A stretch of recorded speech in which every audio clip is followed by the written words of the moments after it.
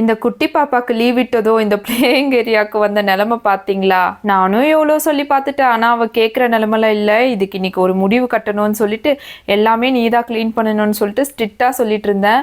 அவள் என்ன சொல்கிறானா, எனக்கு கையெல்லாம் வலிக்குது, எப்படி க்ளீன் பண்ணுறது அப்படின்றா.